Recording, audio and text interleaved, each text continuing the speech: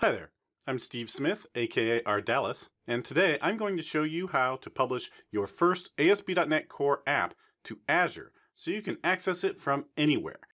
We're going to use Visual Studio Community 2019, which you can download for free if you haven't done so already. Let's get started. To begin, I'll launch Visual Studio Community 2019 and return to the project I created earlier in this video series. In the last video, I added an API to my ASP.NET Core board game library application. Now, we're ready to publish this app to Azure. To do that, I just right-click on the project and select Publish.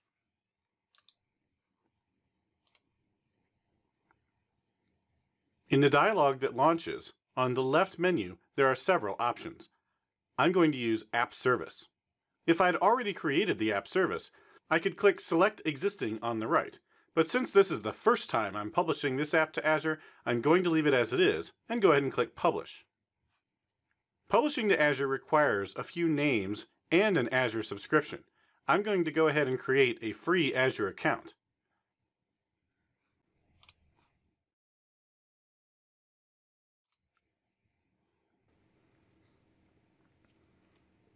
With the free Azure account I just created, I can host up to 10 websites or services indefinitely with App Service.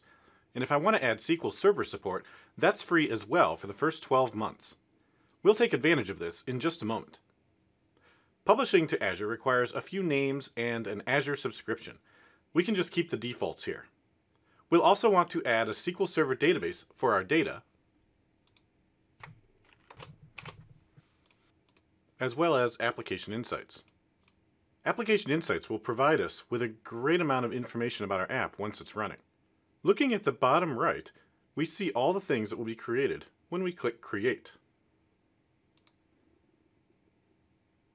In just a few moments, all of these resources will be created on Azure, and our application will be deployed and running there.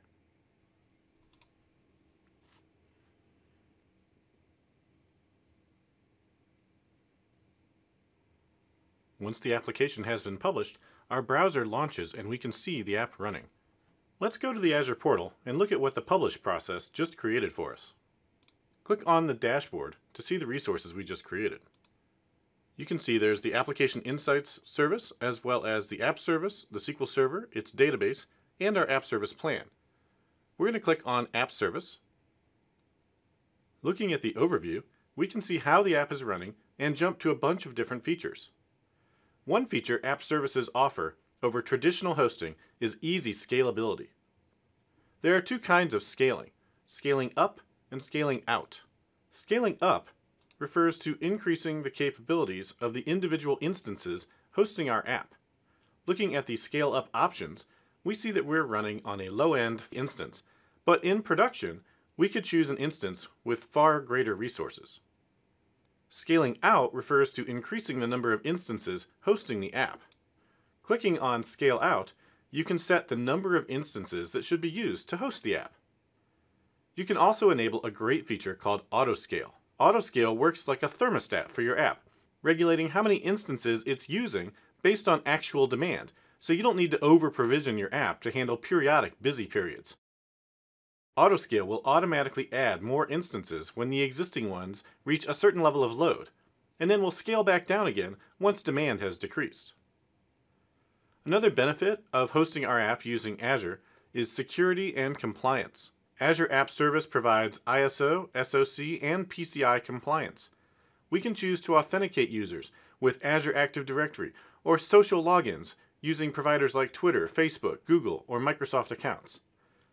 We can create IP restrictions, manage service identities, add custom domains, and support SSL for the app. We can also configure backups with restorable archive copies of the app's content, configuration, and database.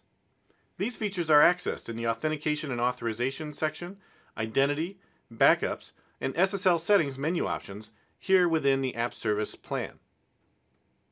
What about availability? Frequently, when you deploy an app, there's a small period of downtime while the app restarts. Deployment slots are a great feature that avoids this issue by allowing you to deploy to a separate staging instance or set of instances and warm these up before swapping them into production. The swap is just an instant and seamless traffic redirection. If there are any issues in production after the swap, you can always swap back to your last known good production state. In the Deployment Center, you can also configure continuous integration and continuous deployment from Azure DevOps, GitHub, or wherever your source code is hosted. And let's not forget Application Insights. We added this with our initial deployment. Application Insights provides monitoring and analytics for your app. You can use it to detect performance anomalies and application errors. You can configure its snapshot debugging feature to take snapshots of your in-production apps when code that you are interested in executes. And then the Snapshot Debugger feature, available in Visual Studio Enterprise 2019, will let you view exactly what was happening in your app at that moment in time in production. The Snapshot Debugger can help you dramatically reduce the time it takes to resolve issues that occur in production environments. There is one quick update we need to make to our system and then deploy it in order for it to work on Azure. When we created our scaffolded AppDB context, the connection string name it used was AppDB context. We can see this in appsettings.json as well as in startup.cs.